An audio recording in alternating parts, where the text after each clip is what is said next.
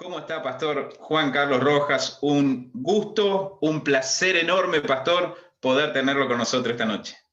¿Cómo me les va, Emilio, Yanina? Qué bueno verles, así sea a la distancia. Yo pienso que esto es la bendición de la tecnología. Siempre he dicho que esto hubiera pasado hace 50 años, estaríamos mal. No podríamos ni siquiera hablar. Gracias a Dios por la tecnología. Es tremendo, y la verdad que esto nos da también a pensar muchas veces qué hubiese pasado con toda esta tecnología en el tiempo de Jesús. Me imagino lo que hubiese hecho el maestro, los discípulos. Estos días pensaba en esas cosas y digo, wow.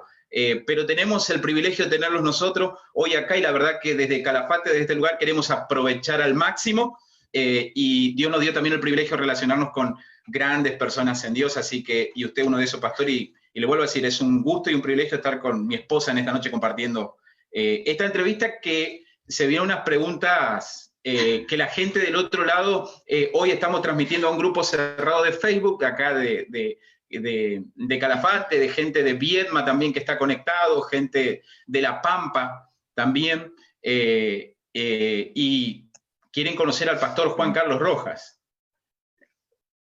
Así que la idea es que podamos tener una charla y podamos conocer un poco acerca de lo que Dios hizo en su vida, lo que está haciendo y de lo que estamos viendo que está sucediendo también en Buenos Aires. Claro, aquí estamos en lo que podamos ayudar. Pastor, muchas gracias por su tiempo. Sabemos que están a full, conquistando, ganando. Pudimos ver un poquito la transmisión de esta mañana, así que nos motiva también a nosotros. La verdad que son un ejemplo, una inspiración. Muchísimas gracias por todo lo que hemos podido aprender de ustedes. Seguimos aprendiendo y por este tiempo tan especial que nos comparte hoy, nos siembra. Bueno, siempre estamos, ustedes saben el cariño que tenemos por todos ustedes, por toda la familia MSI. Así que, bueno, disparen que aquí estoy listo. Y bueno, la primera pregunta es como la esencial para comenzar a hablar de todo lo que Dios ha podido hacer en ustedes y a través de ustedes también, y que es un poco que nos cuente cómo conoció a Jesús, cómo fue su encuentro personal con el Señor. Bueno, yo nací en un hogar cristiano. Desde que nací me acuerdo que mi papá no era cristiano. Cuando yo nací, mi mamá era la cristiana. Y hasta donde yo tengo memoria, mi mamá nos hacía células a mi hermano y a mí. Todos los días nos hacía célula, nos predicaba, cantábamos. Éramos de la iglesia protestante. Así que sacábamos los himnarios, cantábamos.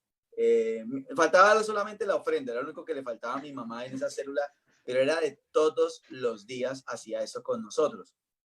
En la iglesia presbiteriana yo crecí, fui muy parte activa dentro de la iglesia, pero había un tema en la iglesia presbiteriana, es que la iglesia presbiteriana nunca enseña acerca de, lo confronta a uno con respecto a su vida, a su relación con Dios. Es más como que sírvele, por ejemplo, en el coro. Yo estaba en el coro, estaba en la parte de enseñar en la escuela dominical, estaba en la parte de jóvenes, en el liderazgo de jóvenes, pero mi vida se partía en dos.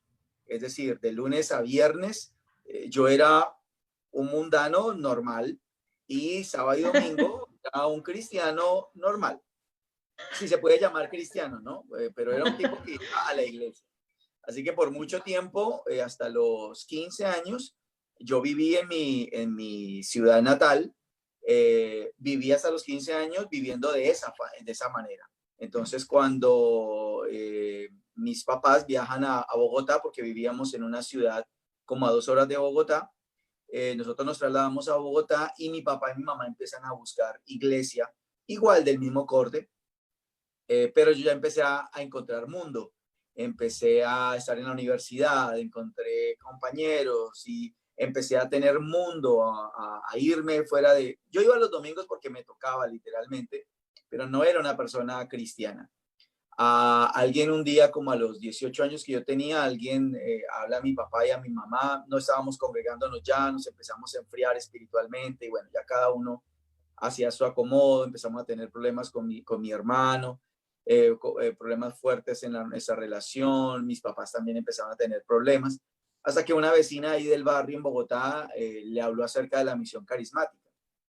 Y así fue cuando mis papás, mi hermano empezaron a ir a la misión, yo no tanto porque yo tenía una estructura presbiteriana, así que para mí no era fácil cambiar una estructura como a la misión carismática.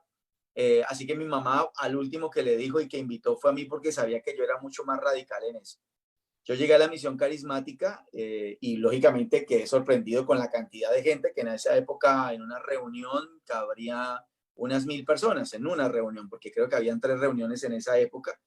Entonces para mí eso era un planeta entero de gente y bueno, yo estaba acostumbrado a ver una iglesia de 100, 150 personas máximo los días de Navidad, pero no 1000 personas. Entonces ahí fue cuando yo empecé a encontrar otro tipo de concepto con respecto a la vida cristiana. Ese día el pastor Castellanos predicó muy confrontante, hubo cosas que a mí me llamaron mucho la atención y unos 2 años después, calculo yo, 1 año y medio después, fue cuando se lanza el primer encuentro en el Ministerio de Jóvenes.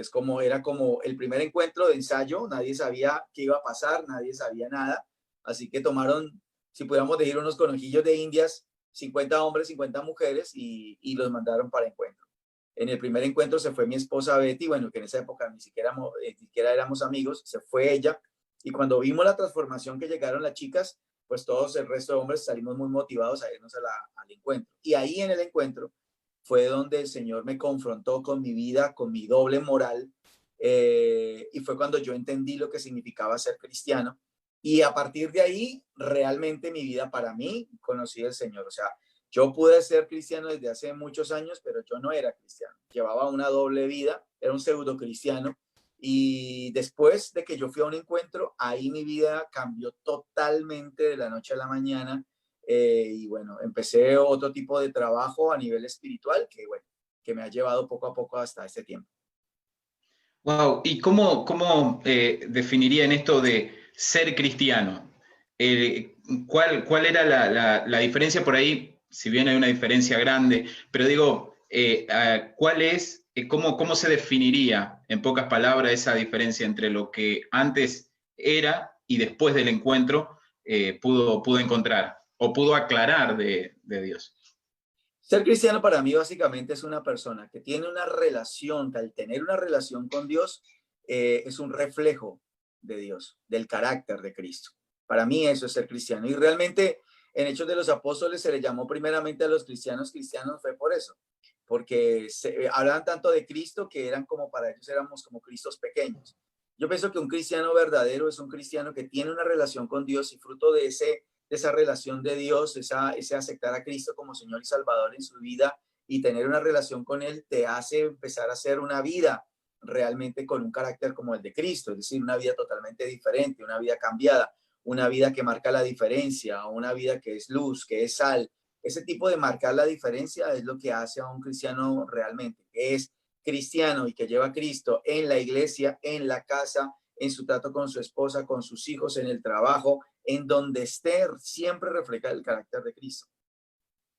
Wow, perfecto. Amén, claro que sí, pastor. Y nombró recién a la pastora, que también nos parece como un testimonio de hacer las cosas bien, ¿verdad? Y de saber esperar en Dios. Así que nos gustaría un poco que nos comparta cómo fue. Con Betty nos conocimos en la iglesia, en la misión carismática. Cuando yo llegué, Betty llegó 1 año antes que yo, 1 o 2 años antes que yo a la misión carismática, así que cuando yo llegué, ya Betty tenía un círculo de amigos, tenía también ya como un tipo de liderazgo, aunque en esa época todavía no había mucho liderazgo en la parte de jóvenes, así que bueno, yo empecé como a enrolarme en todo el trabajo de jóvenes porque yo venía de la iglesia presbiteriana, como yo les decía, pero a mí siempre me ha gustado ser parte activa, no me gusta sentarme a ver, me gusta trabajar, me gusta sentirme útil y en lo que yo entendía, yo empecé a hacer ese tipo de cosas. Un día recuerdo que se hizo la cena de Navidad del Ministerio de Jóvenes y ese día yo vi a Betty y ese día yo quedé impactado porque, bueno, ese día las chicas iban todas más lindas y eso era como un momento especial. Entonces, bueno, quedé yo reflechado con Betty ese día. no se había todavía en ese tiempo como hecho como normas, digámoslo así, con respecto a los sentimientos y a los noviazgos. Entonces no entendía muy bien cómo era esa historia a nivel cómo se manejaba las relaciones de noviazgo en una relación de iglesia. Y bueno, empezamos con Betty en un tiempo como de amistad, un proceso después de orar. Y bueno, arrancamos nuestro noviazgo como unos 2 años y algo, y después nos casamos y tenemos 27 años de casados con 3 hijos y una nieta. Wow, tremendo, tremendo. ¿Cuáles fueron los momentos, pastor, más importantes del ministerio? Por esos momentos que marcaron su vida. Si bien hay muchos momentos, pero momentos específicos que usted recuerde que haya marcado en el ministerio. Para mí, el inicio marca mucho de cómo uno empieza su ministerio. Y yo recuerdo que el pastor Castellanos, en esa época que yo les decía que me trabajaba de alguna manera porque había llegado de encuentro, así que estaba peor todavía de ganas de trabajar. Yo recuerdo que un día en una reunión de seminarios, porque no habían encuentros en esa época muchos, entonces el pastor hacía seminarios de liberación, de sanidad interior, bueno, del Espíritu Santo. Y un día el pastor dijo, vamos a empezar a hacer instituto bíblico, y los que me terminen instituto bíblico les voy a dar un cartón, un diploma que los acredite como líderes activos de la misión carismática. Y a mí eso me explotó en la cabeza y yo dije, yo quiero ser líder de la misión carismática. Así que arranqué mis estudios a nivel de instituto bíblico. No los terminé porque en el tiempo que estábamos haciendo instituto bíblico apareció todo el trabajo de la visión G12. Se cambió a escuela de líderes y entonces hubo como una especie de cambio en todo eso y bueno, el pastor dejó a un lado capacitación instituto bíblico para empezar escuela de líderes. Así que para mí una marca muy grande fue la parte del inicio, como uno empezó el ministerio. El segundo para mí siempre será el momento donde nos ungieron como pastores. Para mí siempre fue un sueño ser pastor. Cuando yo empecé en el Instituto Bíblico y empecé a escuchar todo el tema de pastor, aunque en la iglesia presbiteriana yo también estaba tomando la decisión de irme a un instituto teológico y estudiar para ser pastor, aún con todo el enredo que yo tenía a nivel de mundo y de iglesia, tenía esas ganas como de trabajar en eso. Así que siempre yo tuve un sueño sin querer queriendo, diríamos, tuve un sueño de servirle a Dios. Y cuando yo tenía como 21 años, yo le dije al Señor que yo quería ser pastor antes de los 30 años. Trabajamos con Betty muchísimo en esa época para ser pastor en la misión carismática allá en Bogotá. Se necesitaban 500 células. Así que no era cualquier característica. No es como, bueno, tú tienes tantos años en la iglesia, te unjo como pastor. Bueno, tú eres una buena persona, te unjo como pastor. Entonces, siempre a nosotros nos ha exigido que tienes algo porque te lo ganaste. Y bueno, fue cuando a la edad de 29 años, un año antes de cumplirse la meta que yo tenía, el Señor nos concedió a mi esposa y a mí en el año 97 de convertirnos en pastores. Y ahí empezó todo un trabajo ministerial. Y para mí un tercero, definitivamente algo que marcó mucho el ministerio de nosotros, fue nuestro viaje aquí a Argentina hace 8 años.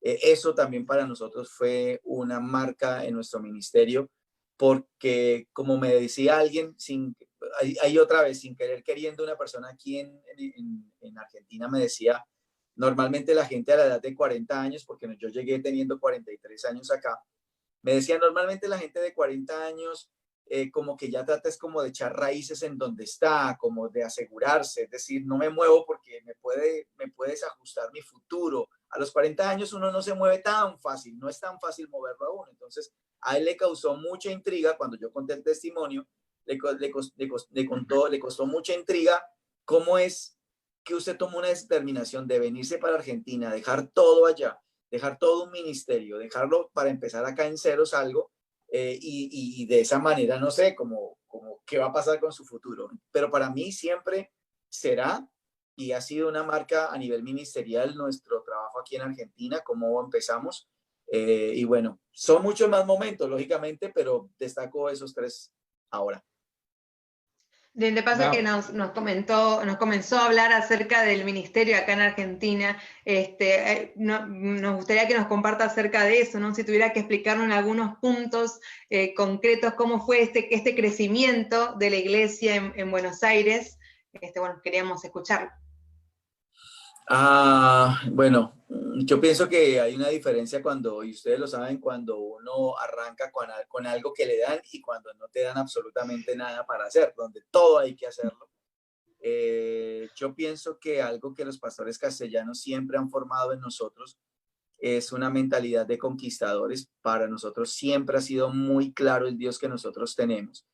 Y después de estar aquí en Buenos Aires, me enteré de varias cosas, pero yo digo, antes de explicarles de qué fue lo que me enteré, que lo importante cuando uno tiene una mentalidad no como viciada, cuando uno tiene una mentalidad de conquista, sencillamente para mí fue llegar a una ciudad llamada Buenos Aires y arrancar a abrir una célula, empezar a ganar gente y vamos a trabajar para crecer. O sea, para mí eso era normal, como si estuviera en una ciudad cualquiera de Colombia, así que para mí fue eso.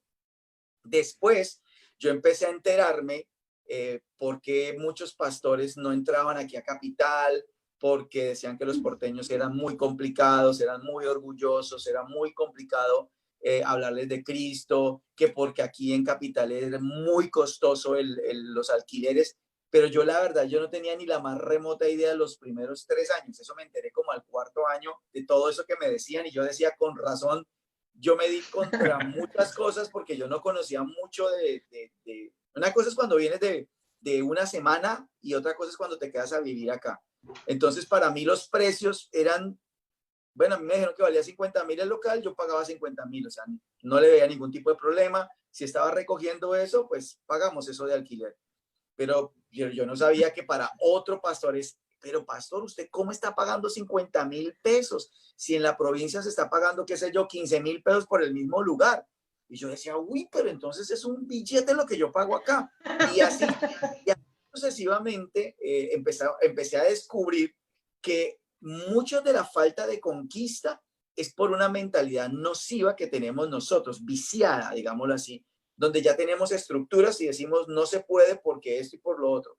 Para mí fue sin importar quién era Buenos Aires, cuál era la cultura de los porteños, no conocía ni siquiera de dónde había salido el nombre de porteño, no tenía ni idea. Para mí era llegar a esa ciudad, abrir una célula, arrancar a ganar personas, consolidarlas, discipularlas, enviarlas, abrir más células y seguir creciendo. O sea, para mí había ese tipo de trabajo.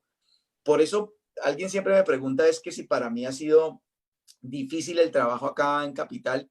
Para mí nunca ha sido difícil, para mí ha sido un trabajo que lógicamente todas las conquistas no son fáciles, hay obstáculos, hay muchas luchas, pero para mí jamás hubiera cambiado yo irme para otro lado que no sea Capital, porque a veces ese tipo de mentalidad inocente, digámoslo así, que teníamos con respecto a la cultura argentina, no nos influyó a nosotros en ese momento. Si yo me hubiera enterado antes de todo eso, seguramente sí hubiera llegado como muy restringido, como con unas dudas, con unas luchas que la verdad nosotros nunca tuvimos. Arrancamos el 24 de febrero del 2013 una célula, aunque nosotros estamos aquí desde el 2012, pero desde el 2012 estábamos con una iglesia de uno de los pastores de G2 en esa época, que estábamos ayudándoles en el trabajo ministerial y todo eso, pero la iglesia realmente de Capital la abrimos el 24 de febrero del 2013.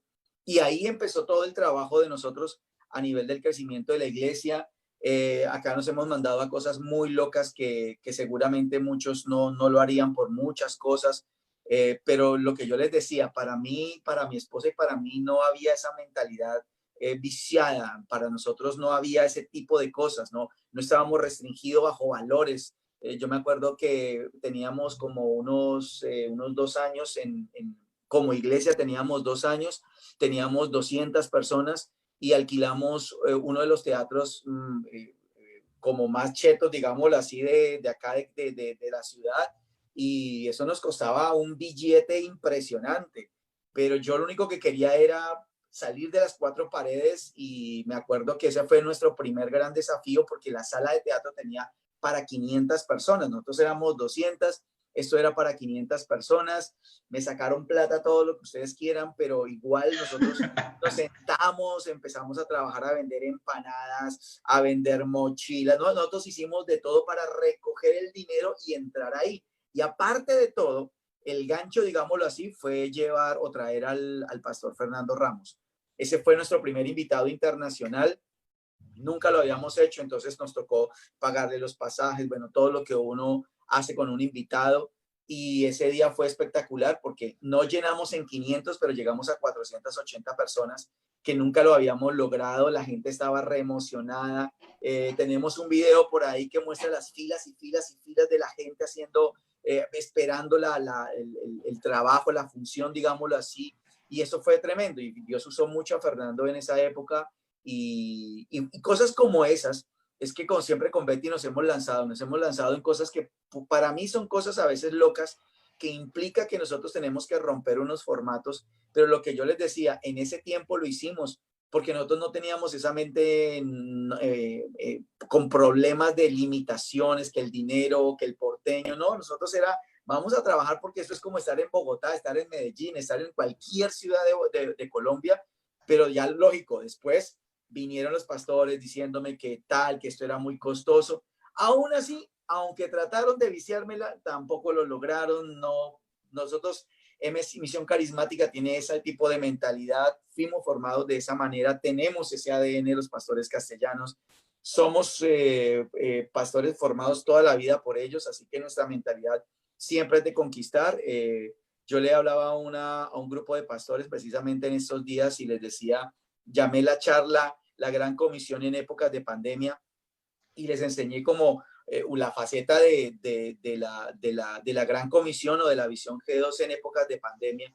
Así que para nosotros, lo que decía, por ejemplo, la pastora Janina, hoy, por ejemplo, mañana ya tenemos pescas virtuales que nunca nosotros hemos tenido. Acá tengo el celular que me está sonando a cada momento, a cada cosa.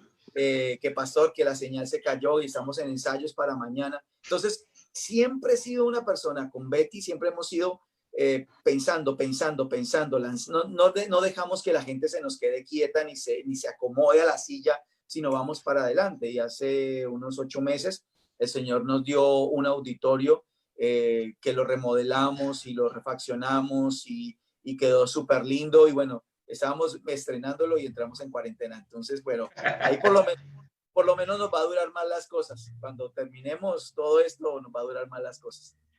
Yo creo que el Señor es experto en generar expectativa. Sí.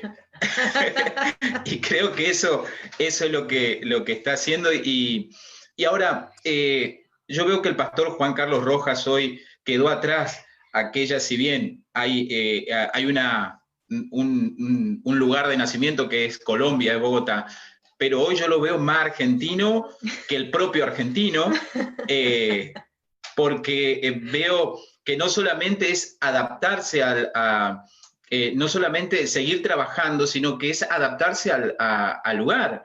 Y yo creo que fueron de a poco adaptándose, y ahora ya lo veo con el mate en la mano y ya es un Martín Fierro de Argentina, pastor. No, yo amo mucho Argentina, amo mucho esta nación, amo mucho Capital. La verdad, para mí esta ciudad es espectacular. La gente, aunque se tenga esa visión, esa imagen de los argentinos, que alguien siempre todo resentido dice, es que la imagen mala de los argentinos es por los porteños, por ellos somos orgullosos, y que el tango es porteño, nosotros tenemos otros bailes, todos resentidos. Pero bueno, yo pienso, para mí, yo defiendo a capa y espada Argentina. Yo siempre he dicho que soy colombiano de nacimiento, pero soy argentino por adopción.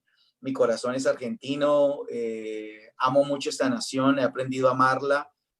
Una vez la pastora Claudia, cuando estábamos acá en nuestro primer año, ella me dijo, mire, si ustedes quieren tener éxito aquí en esta nación, ustedes tienen que aprender a amar a Argentina como aman a Colombia. Y yo pienso que realmente eso ha sido lo que Dios nos ha llevado en este tiempo, la pasión que tenemos, el trabajo que tenemos, es por eso.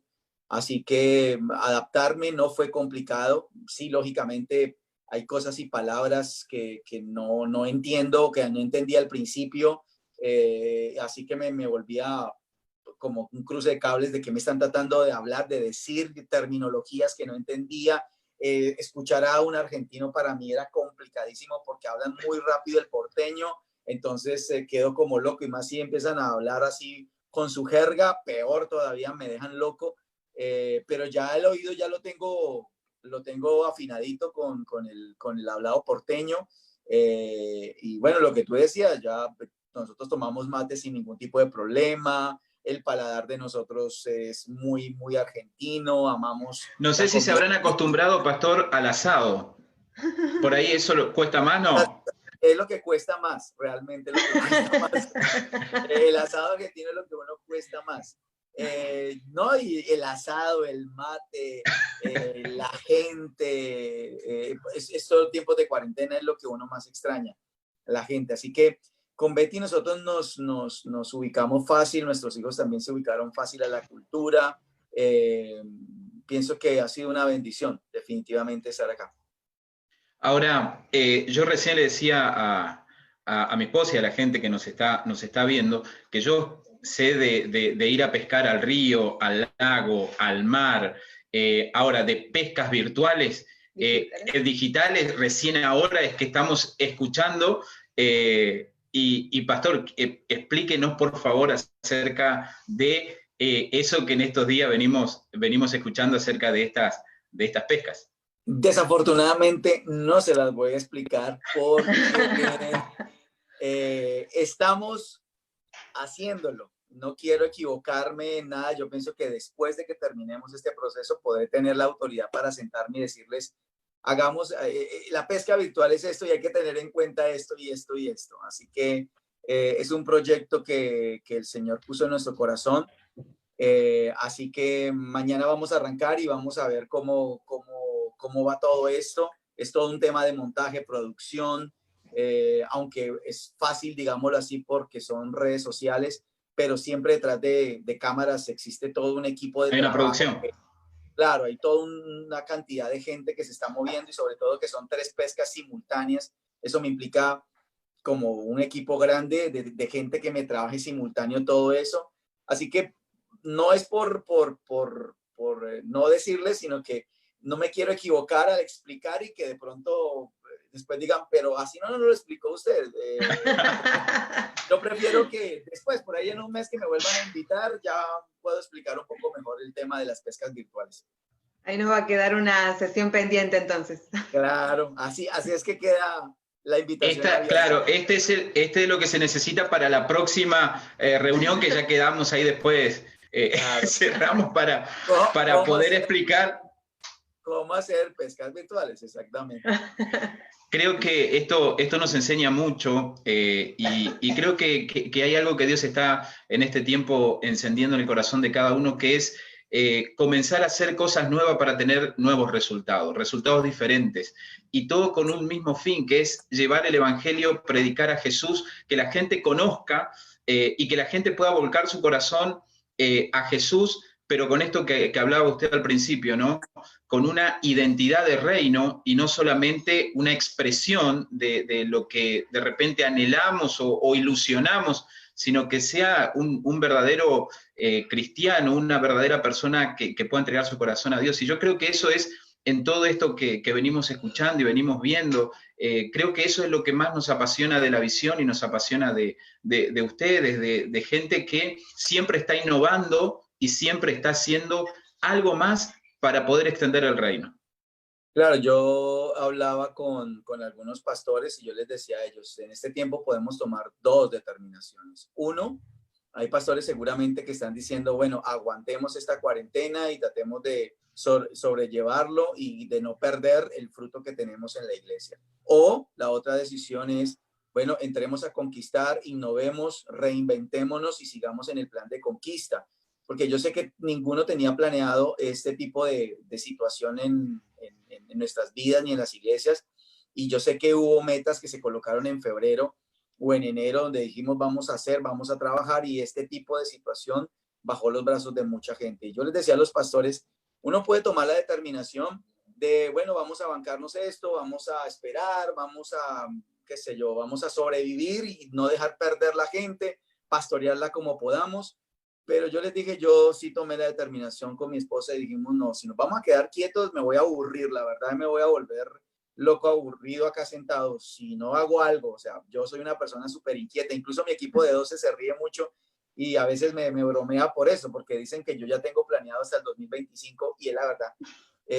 Ya tengo muchas proyecciones para el 2025 y ellos dicen, el problema es que el pastor ya va más adelante que nosotros. Y a mí siempre me gusta este tipo de trabajo de innovar, de pensar. O sea, esta es una situación anómala, pero no significa que me quede con los brazos cruzados diciendo, bueno, pues esperemos porque no sabemos cuándo termina. Pues si no va a terminar, o si va a terminar en 2 o 3 meses o en un mes, por lo menos al terminarlo, que podamos decir, abrimos la iglesia y somos más de lo que éramos antes y no sobrevivimos. Ahí están las personas que, como lo que dijo el siervo, Señor, un talento me diste, ahí lo sepulté y todo, y esperé que pasara la cuarentena, y ahí está el número de personas que me entregaron antes de la cuarentena. Pero nosotros, lo que yo les decía, es un ADN que hay. Pastor Castellanos, los pastores castellanos son exactamente iguales. Ellos son personas que toda la vida, desde que yo empecé mi vida cristiana al lado de ellos, me han enseñado a soñar, me han enseñado a conquistar, a que los obstáculos están para vencerlos, que los gigantes se levantan para derrotarlos y que las cosas hay que innovarlas. Y la verdad, eso es un trabajo que uno tiene que hacer día tras día, porque yo, la verdad, por mi temperamento, de pronto no era muy creativo, muy innovador, pero me ha tocado hacerlo, porque cuando uno tiene una pasión por algo, cuando uno tiene un fuego por algo, eso mismo lo lleva a uno a ser creativo, lo lleva a innovar, estar orando y pidiéndole al Señor, Señor, ¿qué hacemos? O sea, ¿cómo hacemos para seguir creciendo en medio de una pandemia, en medio de una cuarentena? No me quiero quedar solamente dando consejerías por videoconferencia, no me quiero solamente reunir con la gente por videoconferencia, sino quiero llevar a la gente a seguir avanzando, a seguir conquistando, a seguir soñando lo que soñamos al principio de año como iglesia. Así que, bueno, hay que continuar adelante. Y yo digo, Dios siempre es un Dios fiel, que cuando ve esa intención del corazón de uno, Dios empieza a proporcionarle los medios. Fue cuando el Señor nos dio ahora tengo a uno de mis 12 que estaba trabajando la parte de producción. Dios le dio una sabiduría impresionante, porque él no sabía nada de transmisiones en vivo. Empezó a trabajar, empezó a investigar y ahora ha llevado las transmisiones en vivo de la MCI a un nivel muy bueno. Mañana vamos a empezar un nuevo formato que él también inventó, digámoslo así, ha trabajado un nuevo formato, cámaras, mejorar la imagen, mejorar el sonido. O sea, es una persona que ha trabajado mucho y que, la verdad, como yo le decía a él en estos días, Dios te ha usado para que la iglesia, la Misión Carismática de Buenos Aires, continúe en conquista, porque la verdad, fruto del trabajo de él y de la gente que está detrás con él, es que la Misión Carismática ha podido avanzar. Entonces, yo pienso que mientras Dios te entregue un equipo de personas, y sobre todo que Dios hace como hizo con Moisés, cuando le dijo lo del tabernáculo, Señor sabía que Moisés no tenía el don para ponerse a coser, ni a hacer cosas, ni esculturas en bronce o en oro, así que le dio 2 hombres expertos en todo eso. Y yo pienso que cuando hay una persona que quiere hacer la voluntad de Dios y que quiere agradar y extender el reino de los cielos, Dios siempre nos va a aparejar una persona, siempre. Y yo les decía a los pastores, ustedes tienen que aprender a ser mucho más, crear, mucho más innovadores. A veces dicen, no, es que yo ya soy muy grande. Pues Caleb dijo también lo mismo, pero Caleb dijo, yo tengo 85 años, pero estoy como de 40, así que voy a trabajar. Entonces yo digo que todo el tema está en la manera de pensar de nosotros, en la mentalidad que tenemos nosotros. Esos son tiempos donde podemos aguantar, que podemos sencillamente decir que no se vayan a perder lo que tenemos, o aprovechar una situación como esas para sacar lo mejor de esta situación a nuestro favor. En Éxodo capítulo 1 dice que el pueblo de Israel estaba en esclavitud, pero entre más lo presionaban, más los esclavizaban, más se multiplicaban. Así que es como que la iglesia de Cristo también se tiene que ubicar a ciertas situaciones que son anómalas como estas y aprovechar medios como estos para seguir haciendo la obra de Dios y seguir avanzando. Amén, pastor. Siempre es un privilegio escucharlo y bueno, y que nos transmita a través de la enseñanza y de la práctica. Así que estamos muy felices. Y bueno, ahora queda este espacio para que nos comparta más, pero de lo que Dios le haya hablado en este tiempo, no solo para el Calafate, sino también para los pastores de la Patagonia que nos están mirando hoy. Tenemos pastores de diferentes partes y también tenemos líderes y gente que está con esa gana, con esa fuerza de querer conocer más de Dios. Entonces, por eso queríamos aprovechar hoy para que de repente pueda compartir con nosotros, o sea, este tiempo, esto que Dios le está hablando, esto de poder ir por más y no quedarnos quietos.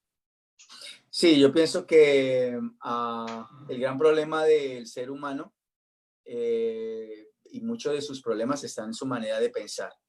Ahí es donde empiezan todas las cosas. Los pensamientos actúan sobre las emociones y las emociones actúan sobre las decisiones y sobre las acciones.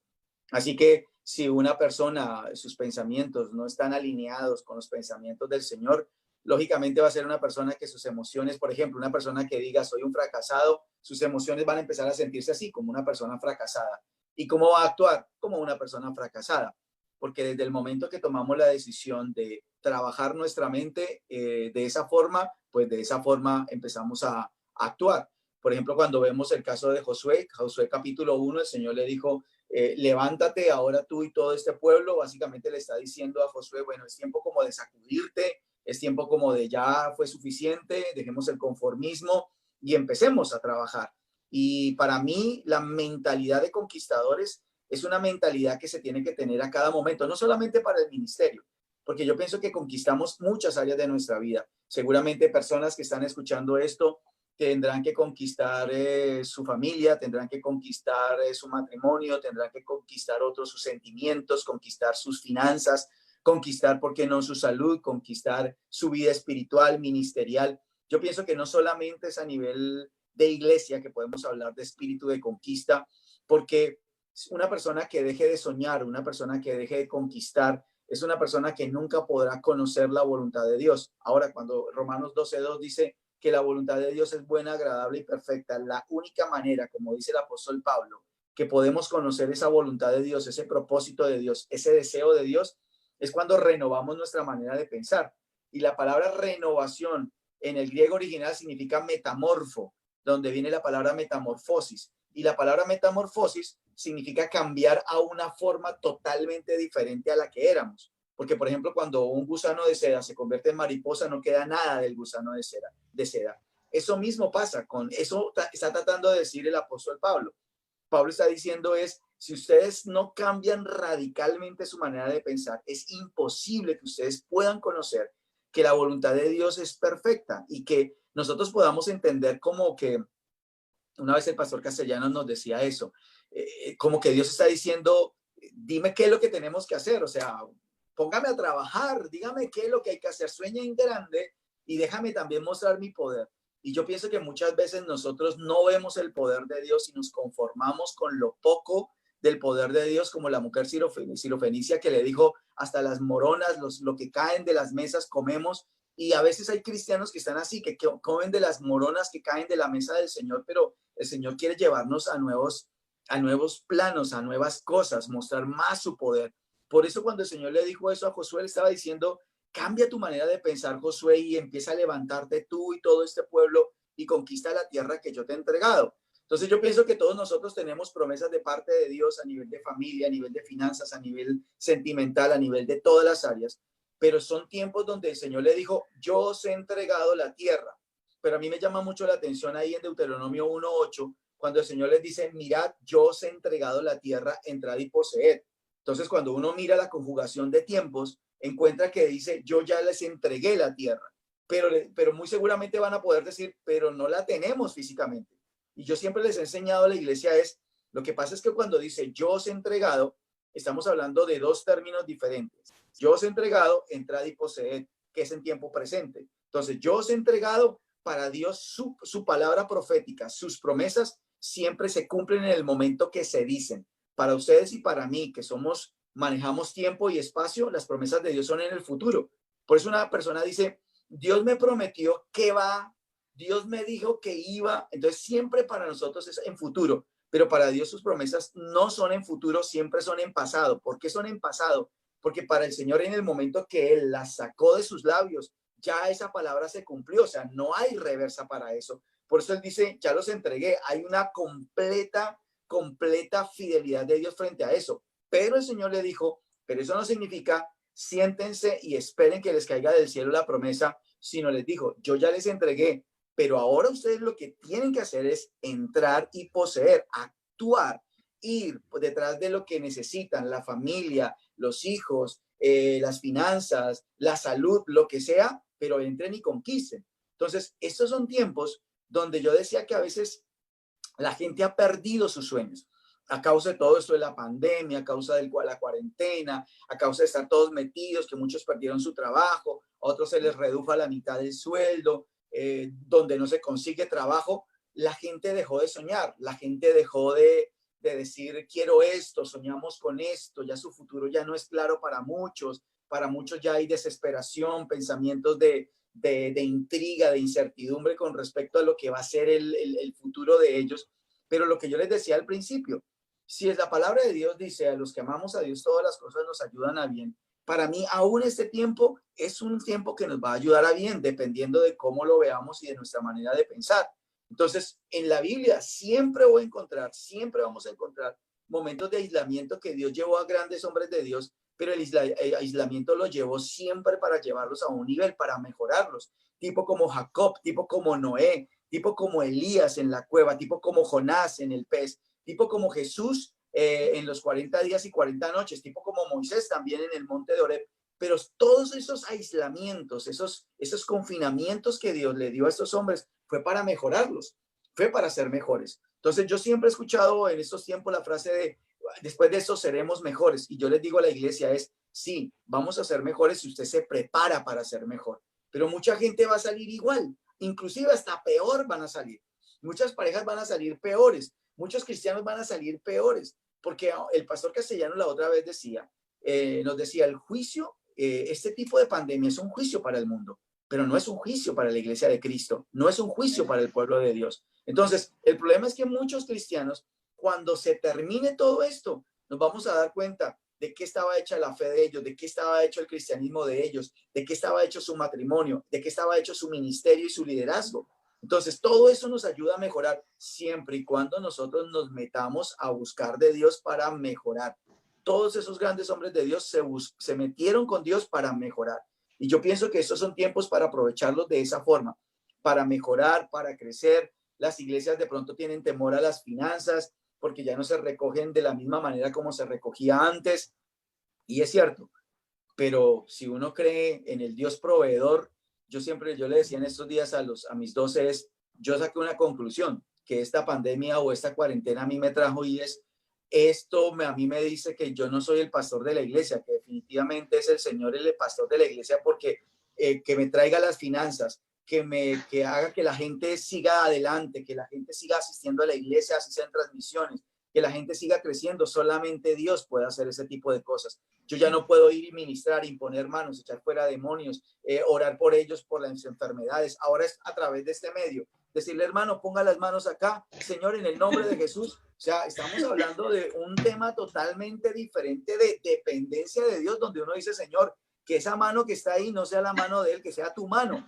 Pero cuando nosotros estábamos antes, nosotros como pastores nos creíamos como que íbamos, ministrábamos y se echaba fuera demonios, porque yo le impuse manos, porque se sanó, porque yo le impuse manos. Y ahora tenemos a la distancia, una santa cena a la distancia, un abrazo a la distancia, ahora hay abrazos virtuales, besos virtuales.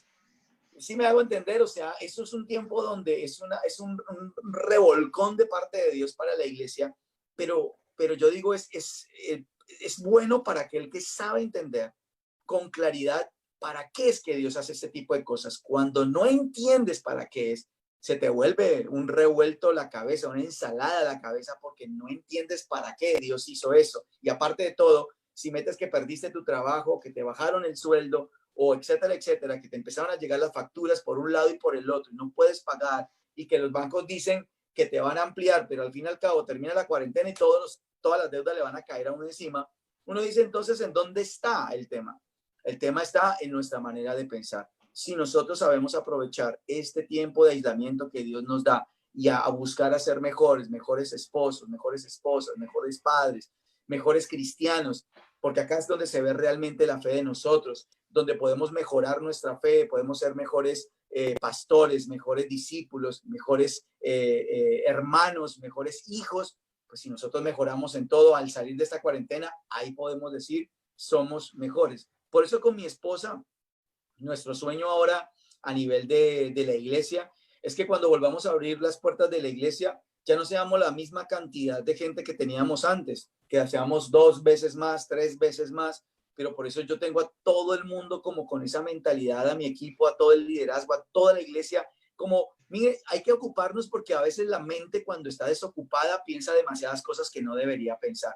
Pero cuando tú piensas y la tienes ocupada en conquistar, en avanzar, en conquistar familia, en conquistar mi relación, en ser mejor como esposo, como esposa, etcétera, etcétera, pues lógicamente la gente no tiene tiempo para pensar ni siquiera de pecar, no tiene tiempo ni siquiera para pensar en quejarse, porque está pensando en una pesca, porque está pensando en que hay que llevar gente, porque vamos a predicar, porque vamos a avanzar. Y eso, la gente está re emocionada con todo eso, está revolucionada la gente de la iglesia con todas las pescas y sobre todo con todo lo que ha venido sucediendo ahora en el mes de mayo, como hemos venido creciendo fuertemente a nivel de asistencia. Entonces, todo eso emociona mucho a la iglesia. Y yo pienso que empezando por los hogares son los primeros que son beneficiados en todo eso. Así que yo les diría a todos los pastores, a todas las personas que pueden escuchar de eso, después de la cuarentena, porque va a terminarlo, en algún momento va a terminar y vamos a volver a la normalidad, que no descubra que quedó en deficiencia su vida, que quedó en déficit su matrimonio, en déficit su fe, en déficit su iglesia, sino que después de la cuarentena terminamos siendo mejores. Yo pienso que todas las iglesias, y yo me imagino que los pastores que me escuchan sabrán que recoger ofrendas y diezmos a través de estos medios a veces es complicado, pero nosotros hemos visto la mano de Dios, su provisión sin problema. Dios continúa, o sea, ahí es donde yo les digo, uno descubre Dios es el pastor, el Espíritu Santo es el pastor de esto. Nosotros no nos hemos puesto a poner avisos en las transmisiones diciendo done aquí o coloque aquí, deposite acá, nunca hemos hecho eso. Y al fin la gente comprometida, la gente que levantaste, siguen diezmando, siguen diezmando. Entonces uno dice, Dios ha sido fiel. Y también hemos tenido manera de cómo ayudar a otras familias con dinero, con algún tipo de compras, algún tipo de cosas en las cuales les hemos podido ayudar. Entonces, todo depende de lo que haya aquí en esta torre de control. Esta torre es la que nos maneja todo. Si aquí hay un pensamiento alineado con los pensamientos de Cristo, de ahí para abajo nuestras emociones y acciones van a estar alineadas con el Señor.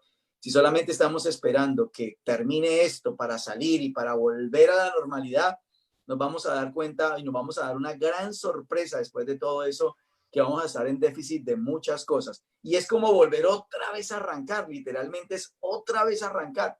Un pastor, por ejemplo, que se ponga en eso de, bueno, voy a tratar de aguantar, de tratar de retener la gente de la iglesia. Y cuando vuelvan, les garantizo que va a ser un trabajo, volver otra vez a la gente, arrancarla en el trabajo va a ser muy difícil. Lo lograrán, pero les costará tiempo volver otra vez a arrancar. Pero si yo tengo a la gente que viene así de motivada, conquistando y siguen trabajando, cuando abramos nuevamente, siguen en la misma línea, porque no se les dejó descansar, porque sus mentes están en plan de conquistar no solamente la parte ministerial, sino sus propias vidas. Entonces, mi mensaje de motivación es, piensen en grande, tenemos un Dios grande, sepamos para qué son estos tiempos y aprendamos a discernir para qué son estos tiempos y bueno, andar y conforme a la voluntad de Dios, que siempre será buena, agradable y perfecta. Wow, tremendo, pastor, tremendo. Esto lo único que nos enseña y con esta palabra que usted nos comparte y nos imparte es simplemente salir de estar sobreviviendo a sobresalir y usar todas las herramientas que tenemos para eso, para sobresalir, para llevar y potenciar el Evangelio, ¿verdad? Amén. Así es, yo pienso que esos son tiempos de tomar decisiones y hacer que de verdad podamos cumplir el propósito de Dios. Pastor, súper feliz de tenerlo, compartir, escucharlo. Nos hace muy bien escucharlo y compartir con con usted, con la pastora, siempre es un placer.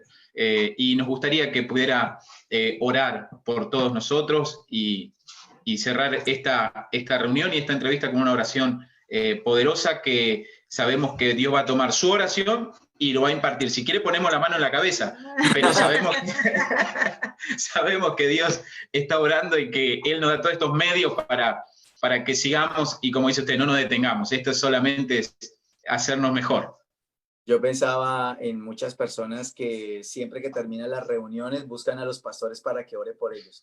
O sea, no se van de las reuniones porque piensan es, si el pastor no ora por mí, yo no recibí. Y ahora, ¿cómo están? O sea, ahí es donde te digo que la mentalidad de la gente empieza a cambiar. O sea, no es la oración de un hombre, definitivamente es Dios que nos lleva a depender de él 100%.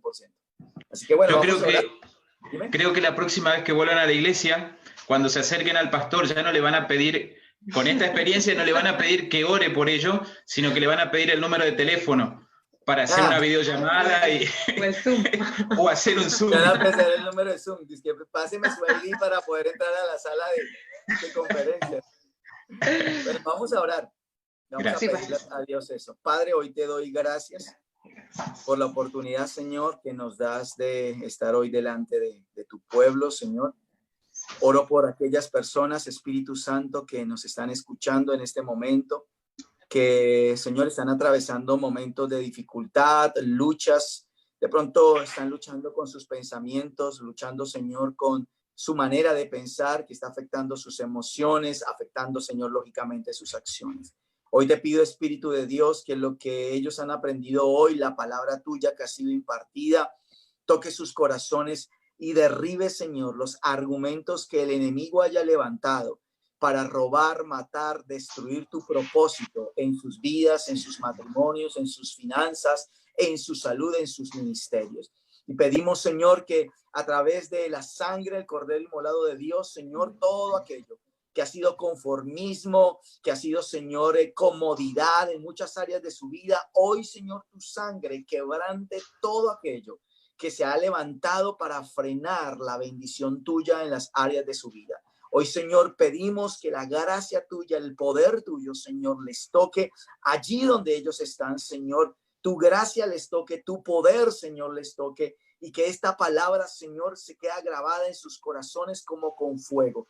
Que tu palabra hoy, Señor, quiebre todo temor en sus vidas, quebrante toda queja, quebrante todo negativismo, Señor, y traiga la fe, traiga la esperanza, traiga la fortaleza en ellos, Señor, para creer que todo esto que está pasando, Señor, es para el bien nuestro. A los que te amamos, Señor, todas las cosas nos ayudan a bien, y toda nuestra vida, al estar en el propósito y en la voluntad tuya, Señor, todo estará bien, Señor. Tú llevarás tu promesa y cumplirás tu promesa a cada uno de nosotros. Hoy pido, Señor, por la vida de cada pastor, que tu palabra, Señor, quede grabada en sus corazones, que despiertes el espíritu de conquista, que despiertes, Señor, la creatividad, la innovación en ellos, Espíritu de Dios, que aprendan a soñar, a creer en tiempos de pandemia, en tiempos de cuarentena, Señor, puedan seguir haciendo tu obra, haciendo crecer el reino de los cielos para, Señor, seguir avanzando y seguir viendo tu mano y tu poder. Hoy, Señor, bendigo sus vidas, bendigo la vida de Emilio, de Janina, Señor, de MSI Calafate, que la unción, el poder tuyo esté siempre sobre ellos, que los lleves a crecer e impactar en el lugar donde tú les has puesto, y, Señor Jesús, que tú les guíes en todas las cosas. Bendecimos, Señor, tu nombre, y te damos gracias por este tiempo en el nombre de Cristo Jesús. Amén. Gracias, Señor. Pastor, muchas gracias. Dios le bendiga grandemente, y la verdad que podemos ver a través de las redes sociales lo que está sucediendo en Buenos Aires, el impacto que se está causando, y creo que esto es como ese iceberg. Se está viendo solamente la parte de arriba, pero creo que la raíz de todo esto cada vez es más grande, y desde acá, desde la Patagonia, queremos ser parte de todo esto que va a llevar a toda Argentina a los pies de Cristo. Amén. Fue un gusto estar con ustedes, los amamos mucho, y bueno. Cariños y besos a la pastora también. Se les dará. Gracias. Muchas gracias, Pastor. Dios le bendiga. Muchas gracias.